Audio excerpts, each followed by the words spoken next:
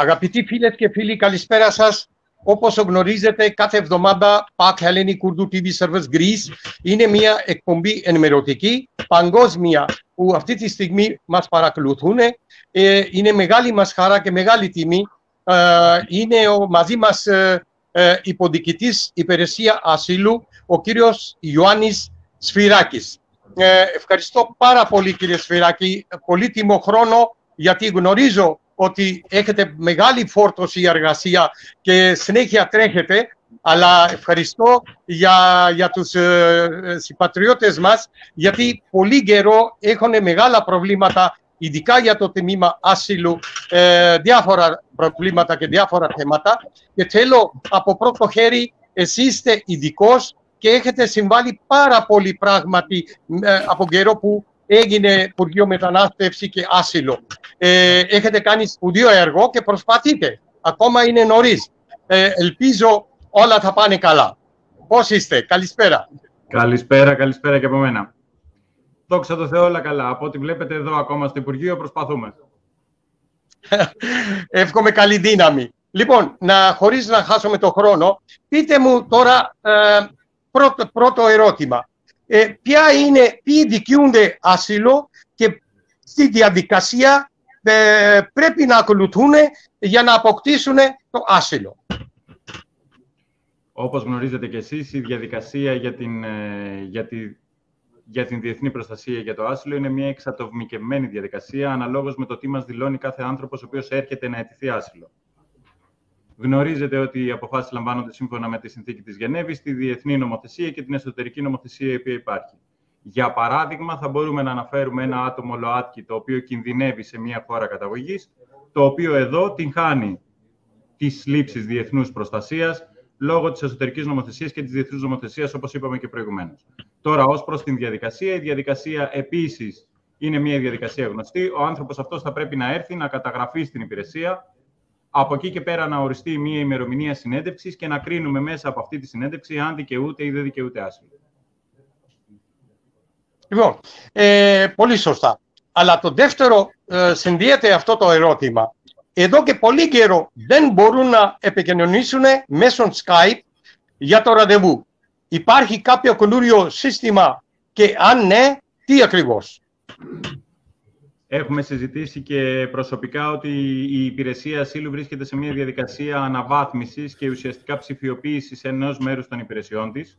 Υπήρχε ήδη η διαδικασία του Skype, όπως αναφέρατε και εσείς, όπου έπρεπε να κλείσεις ένα ραντεβού και από εκεί και πέρα να πραγματοποιηθεί απομακρυσμένη μια πρώτη συνέντευξη για να οριστεί και η διαδικασία της συνέντευξής σου και να πάρεις ή να μην πάρεις άσυλο. Από εκεί και πέρα, επίσης, γνωρίζετε ότι η υπηρεσία ασύλου έχει φέρει μια νέα διαδικασία ψηφιακή, τη διαδικασία της αυτοκαταγραφής. Αυτό προσπαθούμε να ολοκληρώσουμε και μέσα από αυτό, σε σύντομο χρονικό διάστημα, θα μπορεί ο καθένας να αιτείται πλέον ψηφιακά. Θεωρούμε και πιστεύουμε και ευελπιστούμε και μέσω του κινητού του σε μια απλή εφαρμογή, πολυγλωσσική φυσικά, για να μπορεί να έχει πρόσβαση και να μπορεί να διαβάζει και να καταλαβαίνει ακριβώς το τι του ζητάμε. Και από αυτή τη διαδικασία να γίνεται η καταγραφή του και να μπαίνει στη διαδικασία εξέτασης διεθνούς προστασίας. Μάλιστα.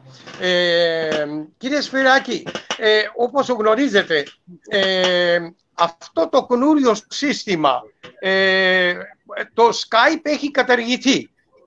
Ένα χρόνο δεν μπορούσαν να επικοινωνήσουν κόσμος, δηλαδή. Τώρα καινούριο σύστημα τι είναι? Επιτρέψτε μου. Το Skype δεν έχει καταργηθεί. Υπήρξε μια διαδικασία εδώ και 1,5 χρόνο, όπως το γνωρίζετε, όπου όλο το ελληνικό δημόσιο λειτουργούσε υπό τα μέτρα του COVID και αυτό έπρεπε να κάνει και η υπηρεσία ασύλου για να διασφαλίσουμε ότι δεν θα εξαπλωθεί ο ιός είτε μέσω της υπηρεσίας για τους υπαλλήλους μας, είτε για τους επωφελούμενους οι οποίοι έρχονται στην υπηρεσία. Και γι' αυτό υπήρξαν και κάποιες καθυστερήσεις. Λειτουργεί με τα προβλήματα τα οποία υπήρχαν, όπως είπα, τα προδιετίας ενός συστήματος που υπήρχε, αλλά από εκεί και πέρα η διαδικασία της αυτοκαταγραφής είναι μια διαδικασία καθαρά ψηφιακή, η οποία βρίσκεται και στο application του Migration, δηλαδή το site του Υπουργείου, αλλά ευελπιστούμε ότι θα βρεθεί σε πολύ σύντομο χρονικό διάστημα και στα κινητά όλων των επωφελούμενων, όπου εκεί θα μπορεί μόνος του να κάνει την πρώτη καταγραφή, να ορίζετε το ραντεβού και να προσέρχεται στα γραφεία μας καθαρά και με ένα συγκεκριμένο ραντεβού πέραν της ημερομηνίας και της ώρας που θα κληθεί να έρθει στην υπηρεσία για να γίνει πλήρη καταγραφή του. Οπότε και αυτό καταλαβαίνετε ότι αναβαθμίζεται και προσπαθούμε να ξεπεράσουμε τυχόν προβλήματα τα οποία υπήρχαν στο παρελθόν. Όταν είναι ένα άλλο μεγάλο πρόβλημα είναι όταν είναι κρατούμενο στα κέντρα κρατήσεις και αφήνονται ελεύθεροι, παίρνουν ένα χαρτί ώστε να πάνε στα γραφεία ασύλου να καταθέσουν αίτημα. Εκεί μετά από όλη τη διαδικασία τους ζητάνε το τηλεφωνό επικοινωνίας και τους λένε ότι θα τους ενημερώσουν. Αλλά ένα χρόνο και παραπάνω, 15 μήνες, περιμένει κόσμος και δεν έχει λάβει τίποτα. Πάρα πολύ κόσμος είναι. Εκεί πώς αντιμετωπίζετε αυτό το πρόβλημα? Είναι μια πολύ καλή ερώτησή σας, διότι μου δίνετε την ευκαιρία να σας μεταφέρω και τις τελευταίες εξελίξεις που συμβαίνουν στο Υπουργείο μας και στην Υπηρεσία Ασύλου. Γνωρίζουμε τη διαδικασία εντός εισαγωγικών των βουλήσεων, δηλαδή του εγγράφου του οποίου αναφέρατε που λαμβάνουν κατά τη διάρκεια της αποφυλάκησης και όταν αφήνονται ελεύθεροι. Γνωρίζουμε επίσης ότι γίνεται και μια καταχρηστική χρήση από ορισμένους πάνω σε αυτό. Οπότε με τη νέα νομοθεσία την οποία ψηφίσαμε και με μια διαδικασία η οποία βρίσκεται σε εξέλιξη αυτή τη βδομάδα και την επόμενη εβδομάδα ενδεχομένως, πάμε να το περιορίσουμε και να δημιουργήσουμε ένα σύστημα αυτοματοποιημένο, όπου όταν ο άνθρωπος αυτός λαμβάνει αυτό το έγγραφο, δεν θα λαμβάνει μια αόριστη ημερομηνία να προσέλθει στα γραφεία της Υπηρεσίας Ασύλου, αλλά θα λαμβάνει πάλι ένα συγκεκριμένο ραντεβού, φυσικά σε σύντομο χρονικό διάστημα, για να ολοκληρωθεί η καταγραφή του και για να αποφύγουμε και αυτή την καταχρηστική χρήση από ορισμένους, οι οποίοι απλά λαμβάνουν αυτό το έγγραφο και δεν προσέρχονται στην υπηρεσία ποτέ. Αχα. Αυτό δηλαδή θα γίνει σύντομο χρόνο δηλαδή, ή επόμενο μήνα? Θέλω να πιστεύω ότι μέχρι τα τέλη του Οκτωβρίου θα το έχουμε ολοκληρώσει και αυτό. Μάλιστα. Το επόμενο ερώτημα είναι, όσοι έχουν καταθέσει αίτημα ασύλου και τους έχει εγκριθεί, αυτοί μπορούν να βγάλουν άμκα, αλφαφημί, καθώς επίσης μπορούν να αιτηθούν για επίδομα σπιτιού και για την επιδότηση των 150 ευρώ μετρητά. Υπάρχει κάποιο αυτά τα πράγματα? Ωραία, να μπούμε και σε αυτό το θέμα. Λοιπόν, αυτοί οι οποίοι λαμβάνουν άσυλο ή λαμβάνουν διεθνή προστασία, μία απόφαση η επιτυχίας η οποία τους χορηγεί αυτή τη διεθνή προστασία, έχουν το δικαίωμα, όπως γνωρίζετε, την επόμενη μέρα να αιτηθούν για να λάβουν την ΑΔΕΤ, δηλαδή το ταυτοποιητικό έγγραφο εντός της Ελλάδος, όπως και διαβατήριο, αν πληρούν και όλες τις υπόλοιπες προϋποθέσεις που θέτει ο νόμος. Και εκτός αυτού, την επόμενη μέρα, σύμφωνα με την παλαιά διαδικασία η οποία προϋπήρχε, μπορούσαν να πάνε σε οποιοδήποτε ΚΕΠ και να εκδώσουν άμκα. Πλέον γνωρίζετε ότι με το νέο ταυτοποιητικό έγγραφο που εκδίδεται για τον ετούντα άσυλο, το οποίο ήρθε και αντικατέστησε το τρίπτυχο, και πλέον μιλάμε για τη Smart Card, κατά την έκδοση αυτής, δηλαδή κατά την καταγραφή του ή την ανανέωση του ως ετών άσυλο, λαμβάνει ΠΑΙΠΑ. Εδώ υπάρχει ήδη αυτοματοποιημένο σύστημα, το οποίο όταν του επιδίδουμε την απόφαση και την ΑΔΕΤ, μετατρέπεται η ΠΑΙΠΑ του σε άμκα, οπότε δεν τίθεται θέμα να πάει κάπου σε μια δημόσια υπηρεσία και να ταλαιπωρηθεί, αλλά αμέσως η ΠΑΙΠΑ μετατρέπεται σε άμκα. Αχα, μάλιστα. Αυτοί που έχουν μέσον ασύλο άδεια παραμονής μπορούν να ταξιδέψουν στις ευρωπαϊκές χώρες και αν ναι, τι προϋπόθεσεις υπάρχουν? Επίσης, είναι εφικτό να ταξιδέψουν στις χώρες τους? Με ρωτάνε πάρα πολύ. Αυτός ο οποίος λαμβάνει πολιτικό άσυλο, δηλαδή διεθνή προστασία, αιτιολογείται κατά την απόφασή του ότι διώκεται από το κράτος καταγωγής. Οπότε αντιλαμβάνεστε ότι με το διαβατήριο, εάν πληρούνται όλες οι προϋποθέσεις για να το λάβει, έχει δικαίωμα να ταξιδέψει, όπως το είπατε, εντός της Ευρωπαϊκής Ένωσης, αλλά σίγουρα δεν έχει δικαίωμα να ταξιδέψει στη χώρα καταγωγής. Και αυτό δεν γίνεται ως περιοριστικό μέτρο από πλευράς μας, γίνεται για να εξασφαλίσουμε την προστασία την οποία του δίδουμε, εφόσον γίνεται κατανοητό ότι διώκεται από το κράτος από το οποίο προέρχεται. Τώρα, δηλαδή, κύριε Σφυράκη, αυτοί μπορούν μόνο να ταξιδέψουν σε ευρωπαϊκές χώρες και μπορεί να εργαστούν εκεί. Με το άδεια παραμονή τριετία, πενταετία και το διαβατήριο που δίνει η UN. Με το άσυλο. Όχι κανονική άδεια παραμονή. Για να μην μπερδεύουμε τα πράγματα, επειδή αναφέρατε και την πενταετία, είναι διαφορετική η χορήγηση άδειας από την νόμιμη μετανάστευση για οικονομικούς λόγους, που είναι μια άλλη διαδικασία, και είναι άλλη η διαδικασία χορήγησης διεθνούς προστασίας, την οποία χορηγεί η υπηρεσία ασύλου, όπου δεν τίθεται θέμα πενταετίας. Γνωρίζετε καλά ότι για την πολιτική προστασία έχουμε μια τριετή προστασία και για ανθρωπιστικούς ή επικουρική προστασία, οι ονομαζόμενοι, έχουμε μια ετήσια προστασία. Και στις δύο περιπτώσεις τίθεται το θέμα μετακίνησης για ένα τρίμηνο σε άλλο ευρωπαϊκό κράτος, με την υποχρέωση επιστροφής στο κράτος το οποίο έχει χορηγήσει την διεθνή προστασία. Οπότε, ως προς την εργασία... Μάλιστα. Όσοι έχουν αποκτήσει μέσω ασύλου άδεια παραμονής, μπορούν να βγάλουν δίπλωμα οδηγήσεις. Επίσης, μπορούν να καταθέσουν αίτηση για άδεια επιμακρών, ακόμη μπορούν να προβούν σε αγορά οικίας ή να ανοίξουν κάποια επιχείρηση. Ακόμα και κατά τη διαδικασία όπου βρίσκονται απλά στην εξέταση του δικαιώματος ή μη διεθνούς προστασίας, δηλαδή της παροχής ασύλου ή μη, γνωρίζετε ότι πέραν του εξαμήνου τους δίδεται η δυνατότητα στην αγορά εργασίας. Οπότε δεν τίθεται το θέμα το αν μπορούν να εργαστούν ή να μην εργαστούν. Εδώ το έχουμε καλύψει. Ως προς την αγορά κατοικίας την οποία αναφέρεται, από τη στιγμή που θα λάβει άσυλο, έχει το δικαίωμα, όπως και έχει το δικαίωμα στην έκδοση διπλώματος οδήγησης εντός της ελληνικής επικράτειας. Πάντα βέβαια με τη χρήση της ΑΔΕΤ, δηλαδή του ταυτοποιητικού εγγράφου που του δίδεται από τη στιγμή που λαμβάνει άσυλο. Μάλιστα.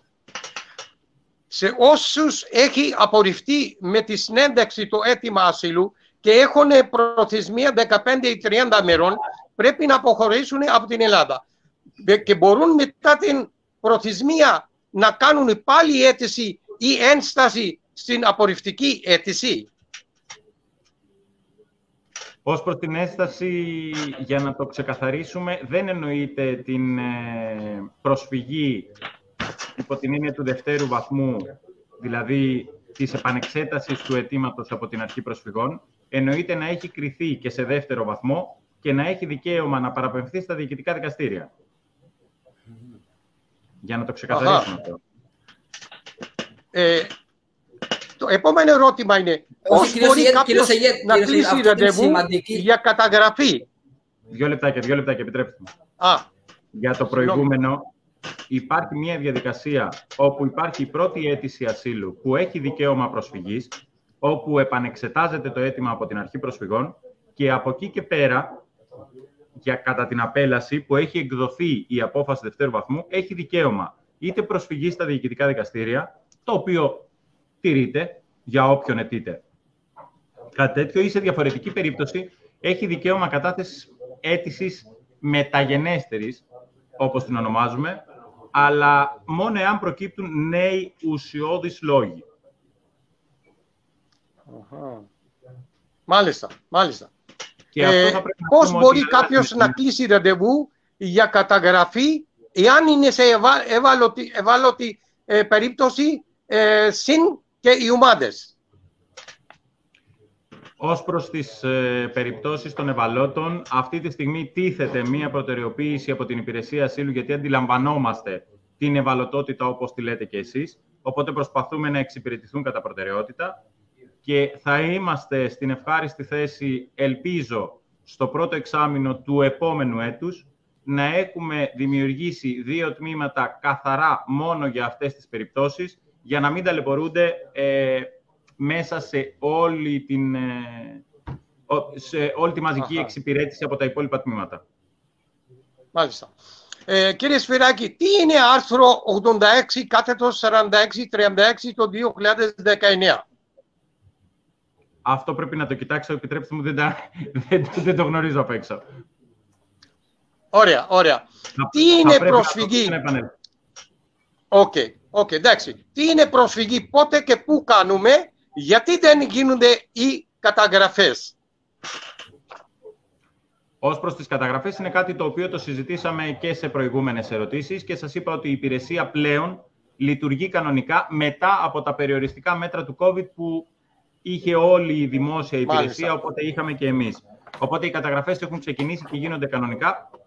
Επαναλαμβάνω, κατόπιν προγραμματισμένου ραντεβού και όχι αθρώων συγκεντρώσεων εκτός των γραφείων της υπηρεσίας.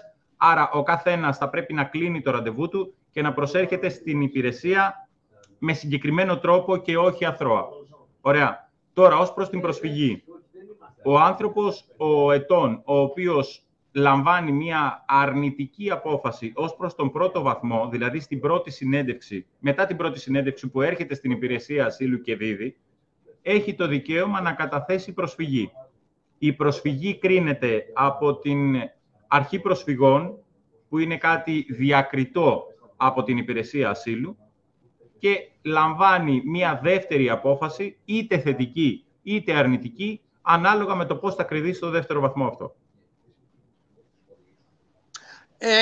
Πρώτο λεπτό ερώτημα. Αν γίνεται συνέντευξη, κρυφτή και μετά ξαναπάλι κάνει προσφυγή και β' βαθμός και αυτό μπορεί να απορριφθεί και βέβαια μετά απορριπτική βγαίνει για να πάει στα δικαστήρια, διοικητικά δικαστήρια. Αυτός ξανά μπορεί να κάνει από την αρχή αίτημα ασύλου? Σας λέω και πάλι, η υπηρεσία... Δύο λεπτάκια.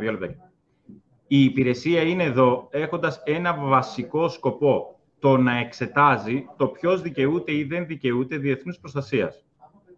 Για να καταθέσεις εκ νέου αίτημα, εφόσον έχεις απορριφθεί από την υπηρεσία, απαραίτητο είναι να υπάρχουν νέοι ουσιώδεις λόγοι για να έρθεις και να ξανακαταθέσεις αυτό το αίτημα. Εάν κάποιος έχει απορριφθεί από την υπηρεσία και καταθέτει αίτημα ακριβώς για τους ίδιους λόγους, δεν θα τύχει διαφορετικής αντιμετώπισης. Μάλιστα.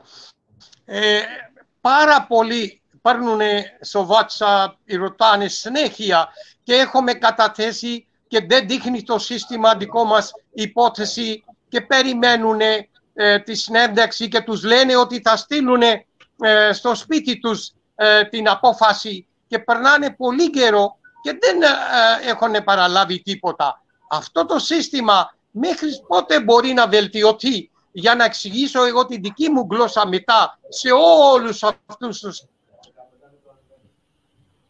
Ωραία. Λοιπόν, είπαμε και προηγουμένως ότι η υπηρεσία ασύλου βρίσκεται σε μια διαδικασία ψηφιοποίησης.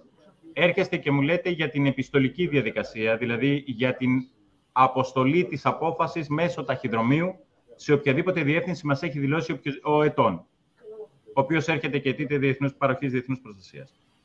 Έχει το δικαίωμα μέσω όλων των διαδικασιών που του παρέχουμε από το site του Υπουργείου να μπει, να μας δηλώσει και το κινητό του τηλέφωνο και το mail του, οπότε η υπηρεσία μπορεί να του αποστείλει την απόφαση και ηλεκτρονικά, διαδικτυακά, ψηφιακά. Οπότε καλό θα είναι όσοι περιμένουν απόφαση, έχει περάσει η διαδικασία της συνέντευξης και απλά βλέπουν ότι υπάρχει μία καθυστέρηση από την υπηρεσία, εάν μας αποστείλουν το mail τους και πούν παρακαλούμε, εμείς θέλουμε να λάβουμε την απόφασή μας σε αυτό το mail, η υπηρεσία θα το αποστείλει στο mail του την απόφαση το συντομότερο δυνατόν, γιατί αυτό διευκολύνει και εμάς, διευκολύνει και την υπηρεσία. Ναι, είναι πάρα πολλοί που παραπονιούνται ότι έχουν στείλει πολλές φορές στο email, Gmail, ξανά έχουν στείλει επανελειμμένα και τίποτα δεν έχουν απάντηση. Αυτό τώρα δεν μπορούμε να μαζέψουμε εμείς πόσοι είναι και να σας τα φέρουμε εκεί. Δεν είναι πρακτικό δηλαδή αυτό. Και για σας είναι δύσκολο και για μας είναι ενδιάμεσα δηλαδή αυτό το πράγμα. Δεν είπα αυτό. Δεν είπα να μαζέψετε εσείς τα mails και να μας τα στείλετε σε εμάς. είπα ότι υπάρχει η διαδικασία στο site του Υπουργείου, στο Applications for Migration, εκεί μπορούν να μπουν και να κάνουν αλλαγή προσωπικών στοιχείων, θα προσθέσουν το mail τους, θα προσθέσουν το τηλέφωνό τους και η υπηρεσία θα τους αποστείλει το συντομότερο δυνατόν την απόφασή τους. Μάλιστα. Μάλιστα. Κύριε Σφυράκη, εσείς θέλετε το τελευταίο κάποιο μήνυμα όλους τους μετανάστες και πρόσφυγες που ακούνε αυτή τη στιγμή και παρακολουθούν κάποιο μήνυμα να μην παρασύρονται δηλαδή πλαστά και που τους παρασύρονται δηλαδή αυτούς τους άνθρωπους, τι μήνυμα θέλετε να τους δώσετε από το Υπουργείο Μετανάστευση και Ασύλου? Το μήνυμα που θέλει να στείλει το Υπουργείο είναι ότι ακολουθούμε μια δίκαιη αλλά αυστηρή μεταναστευτική πολιτική, όπως μεταφέρεται και από την πολιτική μας ηγεσία. Είμαστε εδώ για να κρίνουμε με βάση την νομοθεσία, είτε τη διεθνή είτε την εσωτερική, σε συνδυασμό πάντα, την παροχή διεθνούς προστασίας ή μη σε οποιονδήποτε αιτείται την παροχή αυτή, και οποιοσδήποτε μπορεί να τεκμηριώσει ότι την δικαιούται, ναι, θα τύχει δικαίωσης από την Υπηρεσία Ασύλου. Σε καμία περίπτωση δεν θα πρέπει αυτοί οι άνθρωποι όλοι να απευθύνονται σε άλλα κυκλώματα τα οποία τους παρέχουν πλαστά έγγραφα ή οτιδήποτε το οποίο είναι παράνομο, διότι θα πρέπει να γνωρίζουν ότι θα πρέπει να συνεργάζονται με το ελληνικό κράτος για να τύχουν και διεθνούς προστασίας. Αυτό το οποίο κάνουν είναι κάτι παράνομο. Το παράνομο λαμβάνεται υπόψη από την ελληνική αρχή. Ευχαριστώ πάρα πολύ, κύριε Σφυράκη. Πράγματι ήταν πάρα πολύ χρήσιμα αυτά. Οτιδήποτε άλλο καινούριο θα βγουν ή κάποια νομοθεσία ή κάποιες οδηγίες, κάποια εκύκλιο, όπως και πάντα έχουμε επαφή μαζί και έχουμε άψογη συνεργασία μαζί σας και με όλο το Υπουργείο, και θα επανέλθουμε κάποια στιγμή αργότερα όταν θα ολοκληρώσουν το σύστημα και αν βγει κάτι καινούριο. Ευχαριστώ πάρα πολύ και εύχομαι καλό βράδυ και καλή δύναμη. Εγώ σας ευχαριστώ, και αν θέλετε και κάτι τελευταίο, θέλω λίγο μέχρι το τέλος του έτους να έχετε λίγο υπομονή και θα δείτε ότι η Υπηρεσία Ασύλου θα γίνει μια υπηρεσία καθαρά ψηφιακή, με την οποία θα μπορείτε να επικοινωνείτε όλοι μέσω του κινητού σας. Ευχαριστώ πάρα πολύ. Καλό βράδυ. Ευχαριστώ πολύ. Καλό βράδυ.